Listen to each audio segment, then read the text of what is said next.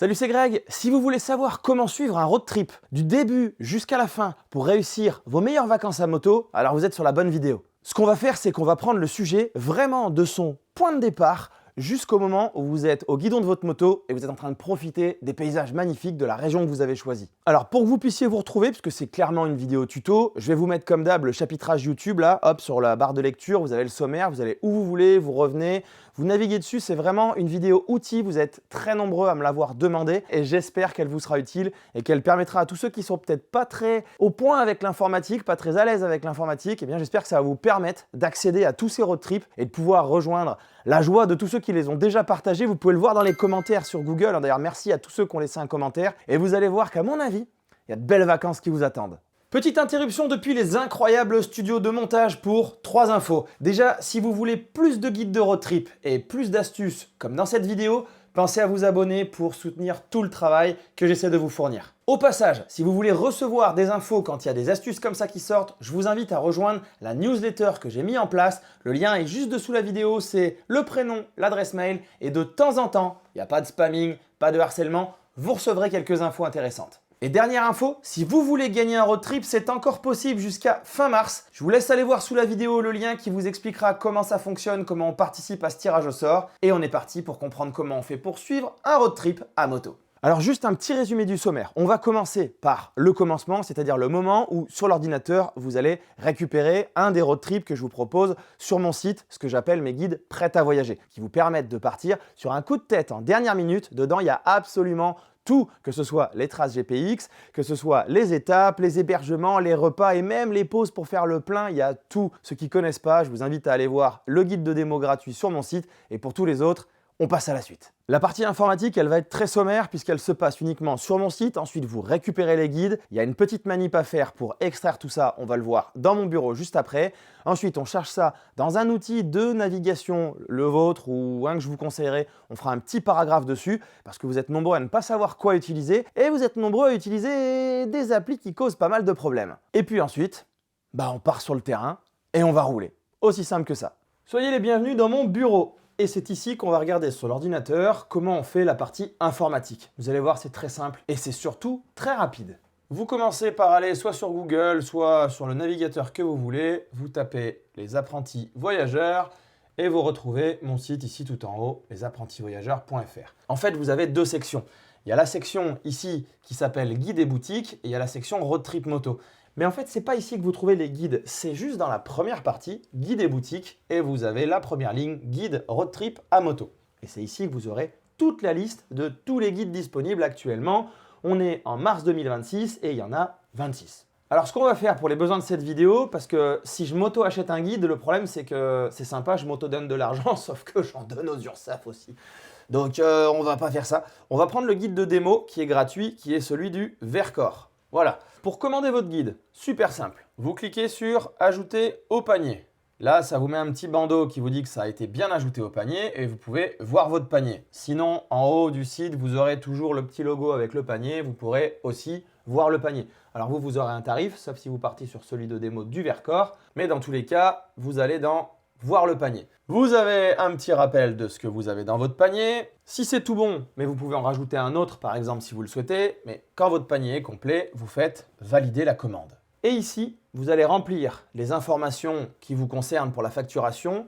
Moi, ce que je vous recommande vraiment, c'est de créer un compte. Si vous faites un compte sur mon site, ça vous permettra de retrouver plus tard tous les guides que vous avez commandés dans mon compte, mes téléchargements. Et surtout, quand je fais des mises à jour, vous allez pouvoir les retrouver dedans. Puisque oui, régulièrement, comme ça, je fais des petites mises à jour parce que je démarche de nouvelles adresses, parce que j'améliore, parce que je change les formats, parce que j'y repasse du temps, je vous mets des petites infos supplémentaires sur la région, j'étoffe, je peaufine, j'essaie de faire en sorte que le service devienne de plus en plus premium. Et ça, vous pouvez en bénéficier. Si par exemple vous achetez un guide en plein milieu de l'hiver pour commencer à le travailler, mais que finalement vous vous rendez compte qu'il y a eu une mise à jour qui va être généralement plutôt graphique, les itinéraires ils sont tellement travaillés qu'il n'y a aucune raison qu'ils changent en fin de compte, puisque les changements à apporter auront déjà été faits lors de mes tests sur le terrain. Mais voilà, c'est toujours intéressant de retrouver vos guides ici, donc je vous conseille de créer un compte. On va commencer par remplir nos infos. Une fois que vous avez rempli toutes vos infos de facturation, vous faites créer un compte. Vous cochez bien cette case. Là, ici, vous pouvez me mettre un petit coucou si vous voulez, et vous n'avez plus qu'à cliquer sur j'ai lu et accepter et à commander. Alors, petite information, ici, nous sommes sur une version gratuite puisque c'est le guide de démo. Donc forcément, vous n'avez pas eu d'informations de paiement à remplir. Quand vous allez partir sur un guide payant, il va falloir remplir vos informations de paiement. Sur mon site, il y a 2 modes de paiement. Vous avez soit PayPal, qui est énormément utilisé, mais peut-être que vous ne l'avez pas. Si vous n'êtes pas très à l'aise avec l'informatique, il y a peu de chances que vous ayez PayPal. Soit vous pouvez payer par carte bleue. Et dans ce cas-là, alors, petit briefing au niveau de la sécurité, c'est évidemment pas moi qui gère les paiements par carte bleue. C'est juste la plateforme peut-être la plus grosse au monde pour le moment là-dessus, et il s'agit de Stripe. Maintenant, soyez attentifs, on passe sur la partie légèrement technique. À la fin de la commande, il y a une page que pas mal de monde manque, c'est celle qui s'affiche ici, qui vous donne un récap de votre commande et surtout qui a une section téléchargement. Et vous allez voir que vous avez 2 lignes de téléchargement. Vous avez le guide et vous avez les GPX. C'est donc ici qu'on va pouvoir commencer à télécharger notre produit, mais vous allez avoir 2 autres endroits pour le faire. Si je clique, on va commencer par ici, le guide. Hop, il part dans mes téléchargements là-haut et il est sur mon ordinateur. Alors je ne sais pas si vous êtes sur Mac, je ne sais absolument pas comment ça marche, j'en ai jamais eu, ou si vous êtes comme moi sur un PC, et généralement on le retrouve dans un dossier qui s'appelle téléchargement. On va en profiter pour récupérer les GPX, pareil, hop, ils s'envoient dans les téléchargements ici, et nous allons les retrouver. Alors moi, si je clique le petit dossier, voilà, affiché dans les dossiers, on va aller retrouver ça directement dans les téléchargements. Au même moment, vous aurez reçu plusieurs mails automatiques. Vous avez déjà la confirmation de commande, dans laquelle on va retrouver encore les liens. Ici, vous avez de nouveau téléchargement et vous avez comment télécharger le guide. Ce sont les 2 liens ici. C'est les mêmes qu'on vient de faire sur la page qui s'est affichée juste avant. Mais au cas où vous l'auriez fermé, vous l'avez par mail. Alors, il peut arriver parfois que ça finisse dans les spams. C'est pour ça que je vous dis qu'il vaut le coup de créer un compte ou dans tous les cas de faire le téléchargement une fois que vous avez fini votre commande sur la page de tout à l'heure. Ah, et vous aurez aussi reçu un mail qui va vous dire que comme vous avez créé un compte, il faut définir votre nouveau mot de passe. Je vous laisse donc cliquer sur ce lien, vous mettez votre mot de passe, vous enregistrez et comme ça, vous allez pouvoir avoir accès à votre compte et à vos téléchargements pour toujours. Voilà, une fois sur votre compte, vous pouvez aller dans téléchargements et c'est ici que vous les retrouverez tous qui s'empilent les uns par-dessus les autres au fur et à mesure que vous en commanderez et au fur et à mesure que je ferai des mises à jour. Donc vous avez vu, c'est très simple. 3 méthodes pour récupérer vos fichiers, soit la page qui s'affiche en fin de commande, soit au travers du mail automatique que vous recevez, pensez à checker vos spams, ou soit directement depuis votre compte, une fois que vous avez fait votre mot de passe et que vous pouvez accéder donc à tous vos fichiers. Maintenant, on va voir comment on s'en sert. Les fichiers que vous avez récupérés sont des fichiers zip. C'est un format de fichier qui concerne ce qu'on appelle une archive ou un fichier compressé. En fait, c'est un pack, c'est comme une boîte dans laquelle j'ai mis les fichiers de tout ce qui concerne le guide. Pourquoi est-ce que j'ai fait ça? Ça évite d'avoir plein de fichiers à télécharger. Exemple, vous prenez le demi-tour de France, il y a 12 jours, un GPX, ça c'est pour le guidage, par jour, ça va commencer à faire pas mal, plus tout ce qui va concerner le guide, ça devient un vrai bazar, vous allez en avoir de partout. Donc on fait des packs comme ça. Ce qu'on veut comprendre, c'est comment est-ce qu'on ouvre cette boîte et comment est-ce qu'on en sort les fichiers. Là, vous avez 2 solutions. On passe sur l'ordi. Soit, par exemple, on prend ici. Vous avez comme moi un bouton « Extraire tout ». Ça fait partie de l'ordinateur. Alors c'est si vous avez Windows, si vous avez un Mac, je ne sais pas comment ça marche. Mais Google est votre ami et vous avez peut-être quelqu'un autour de vous qui sait se servir d'un Mac. Mais si vous avez un Mac, je pense que vous savez vous servir d'un Mac. Sinon, vous faites « Extraire tout ». Et là, vous avez une petite fenêtre qui s'affiche et qui va vous permettre d'extraire le guide. Je ne change rien, je clique sur « Extraire ». Et boum, ça nous fait un autre fichier ou que ça nous a ouvert en même temps d'ailleurs, très pratique. Et dedans, on voit, donc ça c'était la partie guide, on va retrouver 2 PDF et un Excel. Ok, ça c'est donc pour la version la plus simple. Moi, il y a une version que je préfère, je la trouve moins fouillis, moins bazar, c'est d'utiliser un logiciel gratuit qui sait décompresser des archives, des zips, des boîtes, comme je vous ai dit, de fichiers. Et ça s'appelle donc Isarc. Vous allez le trouver sur Google, I-Z-A-R-C. Une fois que vous l'avez, en fait, vous voyez que vos fichiers, ils ont une tête particulière. Ils ne sont pas comme quand vous n'aviez pas ce logiciel. Et plutôt que de faire extraire ou quoi que ce soit, moi, je double-clique juste dessus. Et pouf, ça m'ouvre une fenêtre avec le contenu. Et là, soit j'ai les boutons extraire, comme on l'a vu à l'instant, soit je peux les prendre et je peux les faire cliquer-glisser et je les lâche en dessous.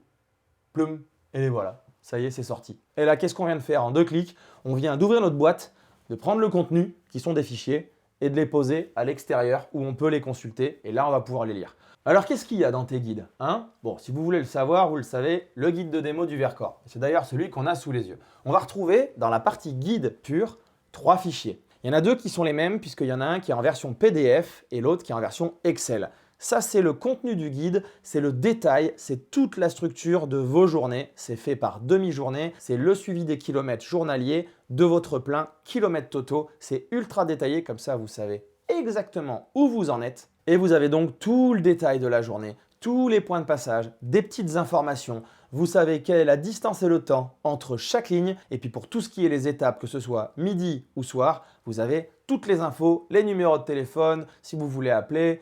Tout est dans cette partie-là. Et je vous la donne donc en Excel aussi. Pourquoi? C'est si vous avez envie éventuellement de la modifier pour venir mettre, je ne sais pas, si c'est la Corse, par exemple votre numéro de ferry. Cet Excel, c'est vraiment le truc en plus que je vous donne. Si vous voulez modifier vous-même, vous le refaçonnez et vous le ressortir en PDF. Parce que la partie PDF, elle est figée. Si on prend cette partie PDF et qu'on la regarde, bah tenez, attendez, c'est plus simple. J'en ai une sous la main qui concerne le Maroc qu'on va aller tester dans très peu de temps. Et en fait, vous avez une page par demi-journée. Il y a des petits filous qui sont déjà en train de zoomer pour voir le Maroc. Mince, c'est recto verso. Bon bref, c'est une page par demi-journée qui vous détaille absolument tout. Moi, ce que je fais, c'est que j'aime bien me l'imprimer à chaque fois.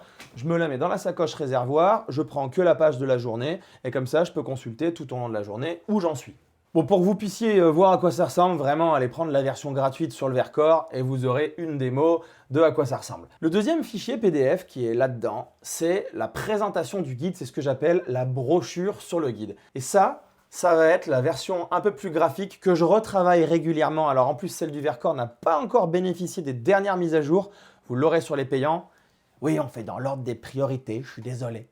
Puisque j'ai rajouté des nouveaux slides qui vous donnent des infos sur les moments forts du voyage, sur la région, sur les spécialités culinaires. Il y a eu pas mal d'améliorations et perpétuellement, comme ça, je travaille dessus pour améliorer continuellement plutôt tous mes guides. Avec ça, ça vous permettra, soit si comme moi, vous aimez bien tout préparer à l'avance, de déjà réserver vos nuits, si vous connaissez vos dates, et vous avez un lien booking à chaque fois quand il y en a un, ou un lien vers le site des relais motards si ce sont des relais motards, soit pour réserver, soit pour les contacter. Mais vous pouvez aussi le faire selon la saison et selon vos habitudes en dernière minute. Sachant que dans mes guides, il y a toujours plusieurs adresses. Il y a toujours du camping pour ceux qui veulent faire du camping ou voyager avec un plus petit budget.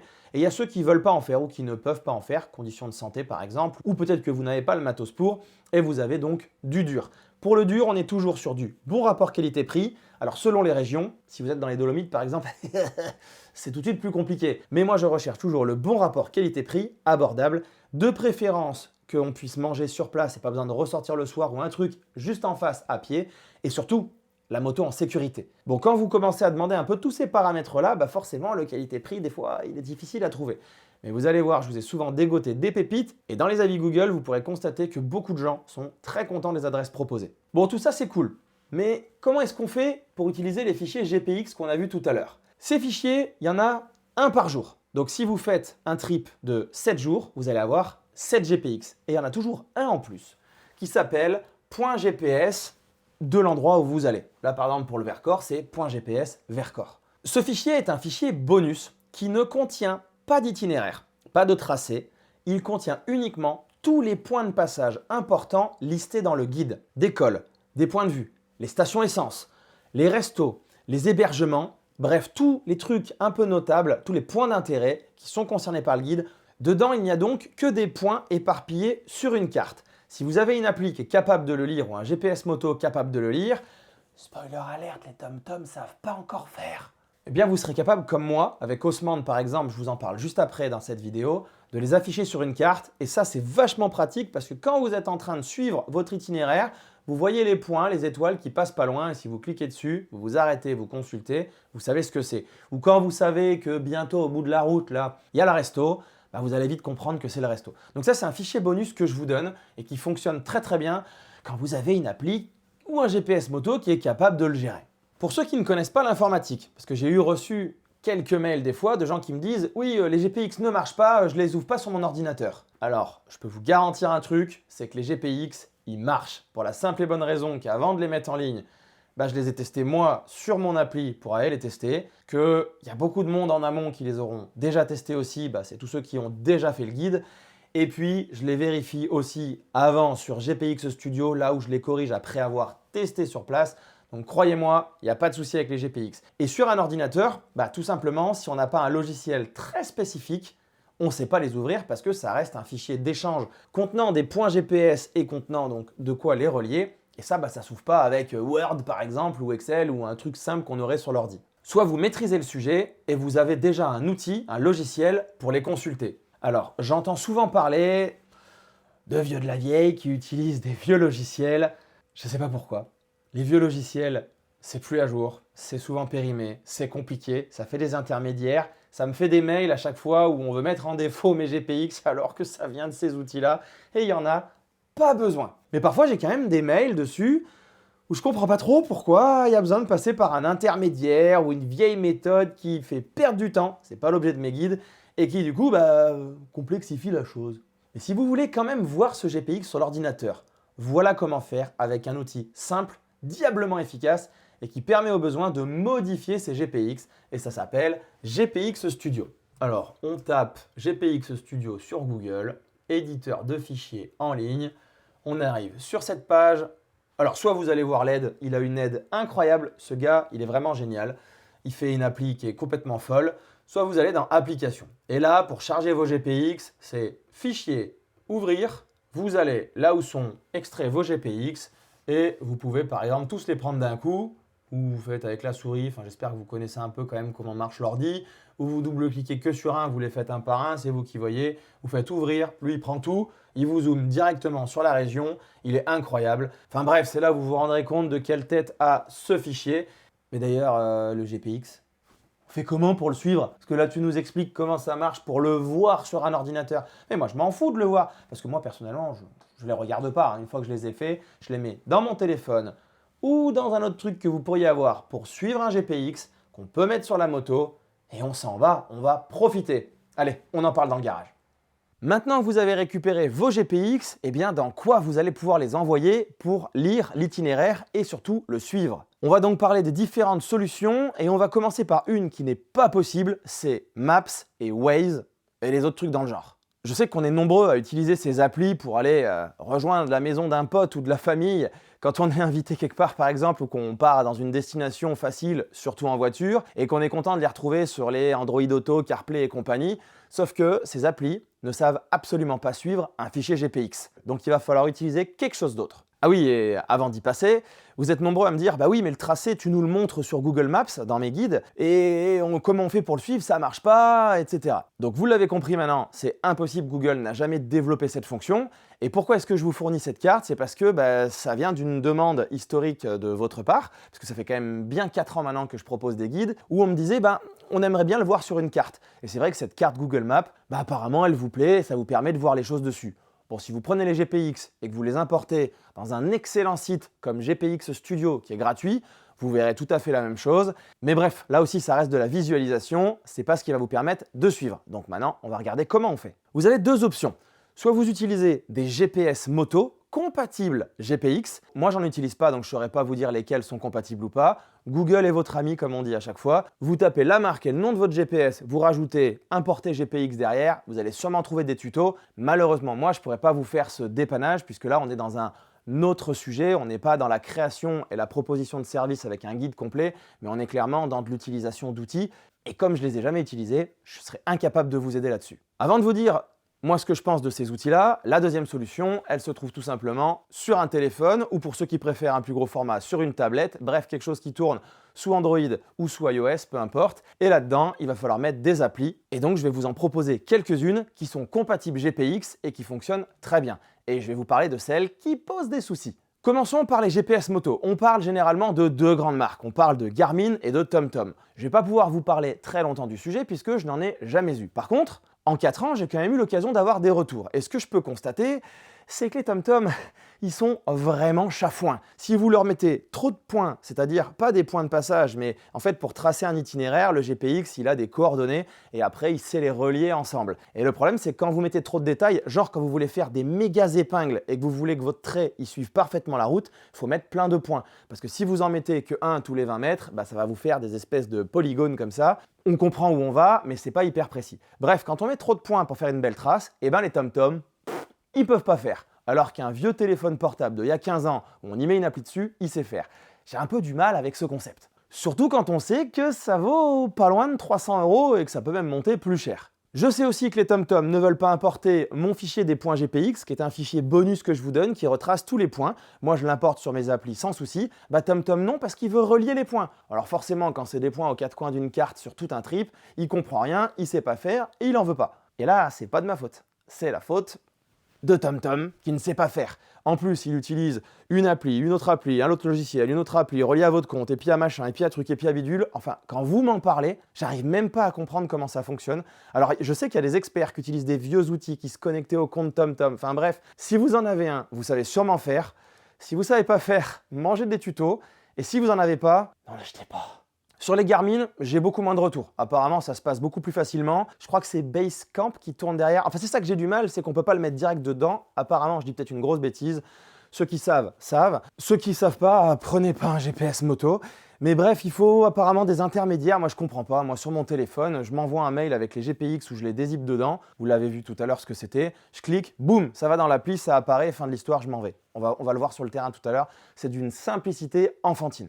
Et puis dernier point, c'est comme je vous l'ai dit, ces GPS moto, ça vaut quand même pas mal de sous, alors qu'un vieux téléphone de backup ou garder celui qu'on vient de changer, ça peut se faire. Et votre GPS moto, s'il tombe, qu'il casse, qu'on vous le vole, qu'il grille, qu'il peu importe, c'est terminé, ça s'arrête pour vous. Vous êtes au fin fond d'un voyage, vous êtes au Maroc, je ne sais pas où, c'est terminé, vous n'avez plus rien pour vous guider. Alors que si ça arrive sur un téléphone, je pense que dans n'importe quel pays du monde aujourd'hui, on arrive à trouver d'occasion sur le marché un téléphone d'occasion Android qui coûte que dalle, on le branche, on le réinitialise, on envoie nos cartes dessus et c'est réglé. Et puis c'est multifonction. On peut très bien s'en servir pour faire des photos, pour mettre de la data dessus, faire du WhatsApp, etc. Donc, vous avez vu que je ne suis pas très en faveur du GPS moto. Je ne suis pas très en faveur non plus, même si ça rejoint les applis qu'on va utiliser juste après, puisque là on passe sous Android, vous savez, tous les systèmes qu'on rajoute, les CarPlay, les machins, les tout ça. Même si je suis démarché 14 fois par semaine par CarPuride qui vous refourgue ça à tous les influenceurs pour essayer d'en vendre. J'ai pas envie de me rajouter encore un truc supplémentaire, puisque de toute façon j'aurais quand même envie d'avoir mon téléphone, c'est plus gros, ça fait des branchements, ça.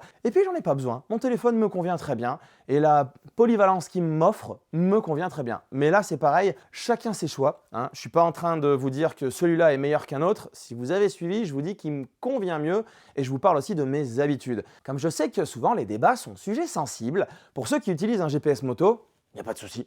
Si ça vous satisfait, que vous vous en sortez, pour vous c'est peut-être ultra simple parce que vous l'avez apprivoisé, ne changez surtout pas une équipe qui gagne. Pareil pour ceux qui ont des CarPlay ou des iOS machin truc bidule sur la moto, conservez-les, si ça fonctionne et que vous en êtes ravis, ne changez rien. Pour ceux qui n'ont rien maintenant et qui se demandent vraiment comment est-ce que je vais faire pour suivre tes GPX et pour dérouler tes guides. Moi comme je vous l'ai dit, ce que je trouve très simple, c'est d'avoir un téléphone. Alors une petite nuance près, si vous êtes deux, votre téléphone principal, vous pouvez le laisser là, il n'y a pas de souci. En revanche, si vous êtes seul, c'est pas la meilleure idée. En cas de pépin, si vous êtes éjecté de la moto et que votre téléphone est là et que vous êtes encore conscient pour passer un coup de fil, faut peut-être mieux l'avoir dans la poche et dans ce cas-là, faire comme moi, garder un bon vieux téléphone de backup qui a une dizaine d'années et qui tourne encore, vous nettoyez tout dessus, vous laissez juste votre appli de guidage et ça fera l'affaire. Je vais revenir sur ce que certains d'entre vous me donnent comme retour sur des applis qui sont dites compatibles GPX, qui savent les suivre, mais qui font pas ça correctement. En fait, ce qu'il faut savoir, c'est que pour manger du GPX dans des applis, il y a deux modules qui existent, qui ont été développés et qui sont payés par les gens qui font des applis. C'est-à-dire que c'est des gars au-dessus qui les ont faits et qui, au compte utilisateur, vendent ça aux applis qui les utilisent. Il y a une version très chère et très précise et il y a une version beaucoup moins chère et qui ne sait suivre qu'un certain nombre très réduit de points. Vous allez voir que sur une journée de road trip, c'est relativement faible. Et les applis qui utilisent donc ce module le moins cher, puisque c'est vraiment à la licence utilisateur, donc si vous téléchargez une appli qui a ça et que vous vous en servez, eux, ils vont payer pour vous. C'est pour ça qu'il y a de plus en plus d'applis qui deviennent payantes, forcément. Et quand vous avez celles qui utilisent le nombre de points réduits, qu'est-ce qui se passe quand moi je vous fournis une journée à plus de 200 bornes avec par exemple 7000 points de passage pour faire précis, et si on voulait faire un truc lisible mais moins précis, admettons on descend à 2-3 000 points. Bah si vous mettez que 25 points, l'appli ensuite, de par son algorithme, elle va inventer pour relier les 25 points. Et là vous pouvez être sûr et certain qu'elle va vous faire manquer toutes les belles routes, tous les trucs pépites, tous les coins paumés, les routes sauvages que j'adore vous faire prendre, et bah elle va vous les faire manquer. Et j'ai eu des retours de gens qui m'ont dit bah ton GPX il marche pas parce que quand je l'ai mis dans telle appli ou telle appli, et bah c'est pas du tout ce qui était prévu. Et malheureusement ça vient pas de mes GPX. Pour le vérifier, je vous dis, vous allez sur le site GPX Studio, il est gratuit, il est formidable, je m'en sers pour tracer, il vous fait ça conforme de chez conforme, il est tellement bien que je lui fais un don chaque année parce que c'est un énorme outil de travail pour moi. Et vous allez constater qu'il y a bel et bien le tracé qui fonctionne sans aucun souci. Dans ces applis, on retrouve par exemple l'appli 68 degrés que vous êtes quelques-uns à utiliser et honnêtement pour suivre du GPX, ça colle pas. Vous allez vous heurter à ce souci, j'ai beaucoup de retours de votre part et quand vous utilisez une appli qui ne pose pas de souci, bah bizarrement d'un coup vous me dites « Ah, bah ça va mieux ». Kalimoto sera dans le même cas. Ensuite, vous avez aussi l'appli Liberty Rider. Vous savez, c'est l'appli qui sauve des vies. C'est-à-dire que c'est une appli qui est capable de détecter les chutes et en cas de détection de chute, elle va appeler les secours. Vous avez, je crois de mémoire, 1 minute pour dire « Non, non, c'est bon, je vais bien ». Si vous ne le faites pas, ça vous envoie les secours. Cette appli, elle est gratuite si vous avez un grand nombre d'assurances moto qui sont partenaires, donc il y a de grandes chances que vous puissiez en bénéficier. Et elle a développé aussi une partie guidage et donc une partie GPX. Mais pour ce qui est suivi du GPX, moi je partirais clairement sur autre chose. Bon, il va y en avoir quelques autres qui vont être dans cette même situation, et puis il va y avoir celle que j'utilise moi depuis maintenant plus de 4 ans, et qui marche super bien pour ça, puisqu'on s'en sert même en tout terrain sur des chemins perdus, et qui est même capable de continuer à nous faire suivre un trait quand sur la carte, il n'y a plus rien. Mais ça ne nous concerne pas ici, puisque nous on est que sur de la route dans mes guides, c'était pour la petite anecdote. Bref, cette application s'appelle Osmand. Alors Osmand a une version gratuite, mais elle est limitée à 7 cartes. En France, par exemple, ça veut dire 7 départements. Dans d'autres pays, ça peut être un pays complet ou une région, ils ne sont pas tous découpés pareil. Le mieux reste quand même de prendre la version payante, comme ça vous êtes libre. Alors vous verrez sur leur site, je vous laisse aller voir, il y a 2 formules. Il y a une formule, on va dire, à la location, sous forme d'abonnement mensuel ou annuel. Vous pouvez le prendre pour un mois, c'est quelques euros. Par exemple, vous faites un trip, vous dites bah là je la veux ou je veux l'essayer. Vous pouvez la prendre pour un mois. Et puis sinon, le mieux, c'est quand même de la prendre une fois pour toutes, à vie. Et j'avoue que sur 4 ans, vu que je m'en sers pour chacun de mes road trips, c'est juste parfait. Dans cette vidéo sur le terrain, on va donc aller voir tout à l'heure comment ça se passe sur Osmand. On va le faire de manière très succincte, vous allez voir, mais si vous voulez la version détaillée, il y a Mata Adventure qui a refait pour la 2e fois un tuto vidéo sur YouTube qui vous explique comment on paramètre Osmand parce qu'au début, il est un peu austère, surtout pour faire ces petits écrans, mais ça c'est une fois pour toutes et après on n'en parle plus. Et vous allez voir tout à l'heure sur la moto qu'en fin de compte, pour suivre un GPX, le mettre en forme et partir, c'est juste quelques clics et c'est très simple. Dans les autres applis qui sont très utilisées, surtout en tout terrain, mais qui vont très bien pour suivre du GPX dans tous les cas, on a une appli qui s'appelle DMD2. Alors DMD2 était payante jusqu'à il n'y a pas si longtemps que ça, et là maintenant ils ont un peu séparé l'appli. La version de base est gratuite. Ah, et pour DMD2, par contre, c'est que sur Android. Comme c'est trop compliqué à développer sur iOS, ils n'ont pas pu payer les peut-être centaines de milliers d'euros de développement pour la mettre dessus, donc elle n'est que sur Android. Et puis j'ai un ami qui m'a aussi parlé d'une appli qui s'appelle Guru Maps, qui serait gratuite et qui apparemment serait bien. Bah je vais le croire, je ne l'ai pas utilisé, je vous donne juste la piste, mais si jamais vous voulez tester des choses, comparer et voir ce qui vous convient le mieux, je vous glisse le nom comme ça, vous pouvez jeter un œil. Hop hop hop, mais il est marrant l'autre en bas là. Moi je suis en plein montage et puis je vois qu'il vous laisse comme ça. Il vous explique quel est le meilleur logiciel, mais jamais il va vous expliquer comment on fait pour mettre le GPX dans le super logiciel Osmand. Faut vraiment tout que je fasse ici. Hein. Bon, on va regarder comment on fait. Alors déjà, ça tombe bien qu'il y ait eu ce petit temps de latence puisque je suis en train de vous négocier 30% de remise sur Osmand, sur toutes les versions d'Osmand a priori. Je vous mettrai un lien, vous irez fouiller, ça peut vous permettre d'avoir un outil pour toujours qui vous permettra de suivre tous vos road trip moto. Bon et maintenant, comment on fait pour envoyer ces GPX dans le téléphone? Alors, quand j'avais un Android, c'était ultra simple. Je le branchais sur l'ordinateur. Vous avez vu tout à l'heure, on a des IP et les GPX ensemble. Le téléphone Android était vu comme une sorte de clé USB. Je me faisais un dossier, je mettais dedans, hop, j'utilisais l'explorateur de fichiers sur le téléphone. C'était réglé. Ça allait directement dans Osmand quand Osmand était installé dessus. Maintenant que j'ai un iPhone, que je suis rentrer dans la haute société? Non, je rigole, c'est juste de la provocation. Ça fait 20 ans que j'étais réfractaire à l'iPhone, j'en entendais tellement parler, et puis là, pour mes besoins de boulot, je voulais quelque chose qui fasse les meilleures photos et vidéos sur le terrain. J'ai donc fait un crédit sur 400 ans pour acheter un iPhone, et je me rends compte que c'est super pas pratique. C'est-à-dire que j'ai pas de Mac et je veux pas de Mac. Peut-être ça marche avec un Mac, mais moi j'en ai pas et j'en veux pas. Quand je branche cette petite chose là sur mon ordinateur, impossible de balancer un fichier dedans, impossible de faire quoi que ce soit. Et c'est la raison pour laquelle, heureusement que ma bonne vieille méthode de filou, elle fonctionne à merveille et mieux que jamais. Et comment on va faire? Et ça marche aussi quand on a la flemme de brancher un téléphone Android sur l'ordinateur. On va s'envoyer un mail. Ouais. Vous allez vous auto-envoyer un mail. On regarde ça en détail? Bon, en fait, je suis en train de le faire en live sur l'iPhone, comme ça, je vais vous faire un tuto sur les deux. Oui, parce que sur l'iPhone, rien n'est simple. N'en déplaise aux gourous d'iPhone, rien n'est simple. Donc, sur Android, qu'est-ce que je faisais? Je prenais mon ordi, je me faisais un mail. Donc, vous prenez votre Gmail, Thunderbird, machin mail, truc mail, peu importe. Là, vous avez l'habitude de consulter vos mails sur l'ordi. Vous écrivez un mail à votre propre adresse. Donc de vous vers vous, ok?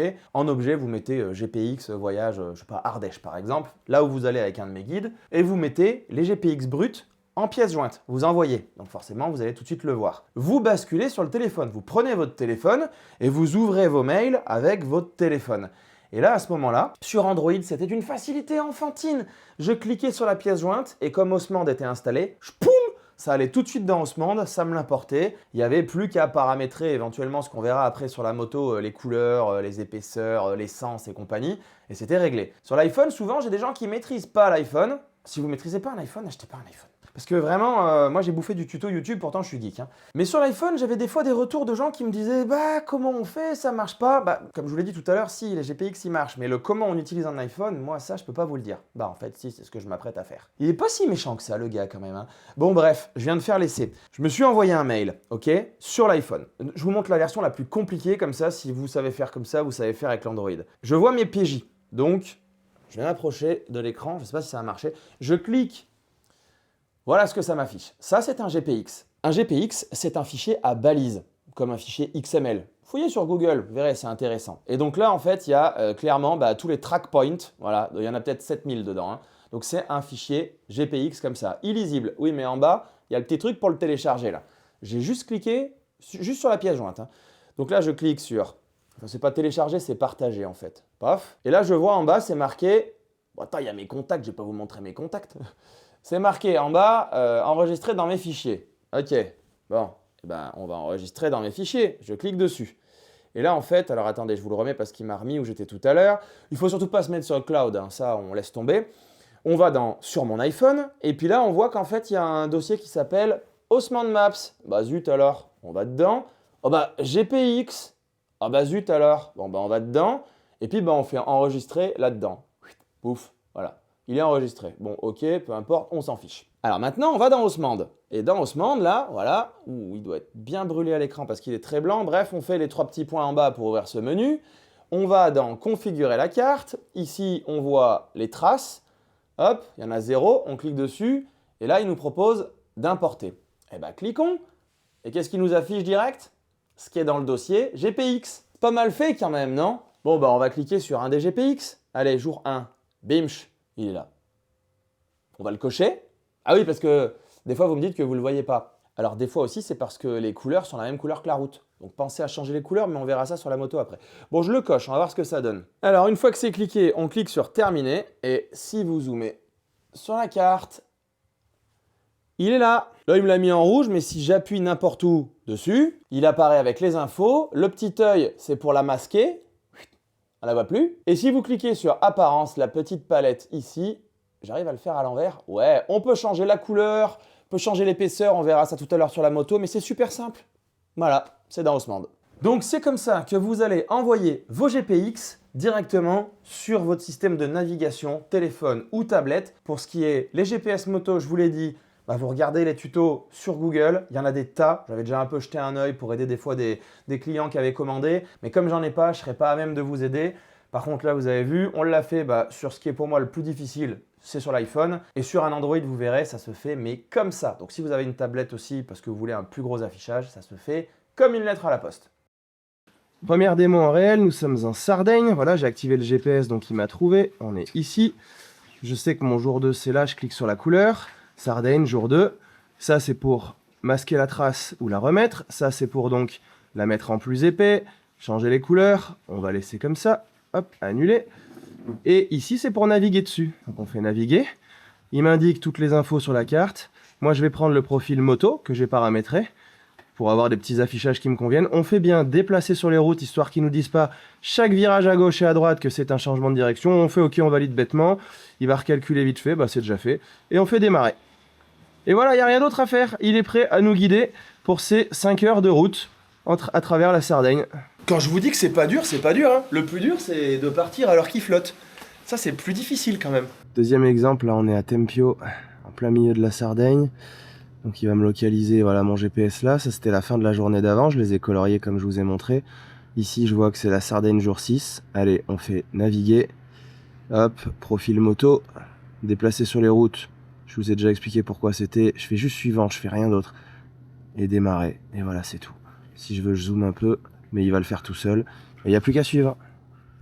Et voilà maintenant, faire un road trip à moto pour suivre mes guides, ça n'a plus aucun secret pour vous. Si vous avez encore des questions, n'hésitez pas à les mettre en commentaire, j'essaierai de prendre le temps de répondre à tout le monde. Je suis de plus en plus en retard, mais je le rattrape régulièrement. Actuellement, sur mon site, on est bientôt au printemps 2026, vous avez 26 guides de road trip prêts à voyager qui vous attendent, que ce soit chez nous ou chez nos voisins proches, donc accessible à tout le monde, avec uniquement de la route. Si vous voulez avoir un aperçu des retours utilisateurs, n'hésitez pas à aller voir les avis Google. Je vous les affiche un peu partout sur mon site, donc vous les trouverez facilement. Certains d'entre vous partagent aussi leurs photos, comme ça vous allez vraiment voir que c'est que du régal. Et puis si vous n'avez pas encore laissé un avis, mais que vous avez testé un guide, eh bien je vous remercie d'avance de poser un avis puisque ça aide beaucoup, ça aide les autres et ça m'aide à continuer à vous proposer encore et toujours des destinations pour vos vacances à moto parce que j'ai encore beaucoup d'idées. Il manque plus qu'à les réaliser, donc du temps et forcément du financement. Si j'ai réussi ma mission, normalement vous êtes déjà en train de réfléchir à où partir, de prévoir vos affaires et bientôt vous allez profiter à moto. Et pour ma part, je vous donne rendez-vous dans de prochaines aventures parce qu'en 2026, il y a encore de belles destinations et croyez-moi, on va se régaler. À bientôt!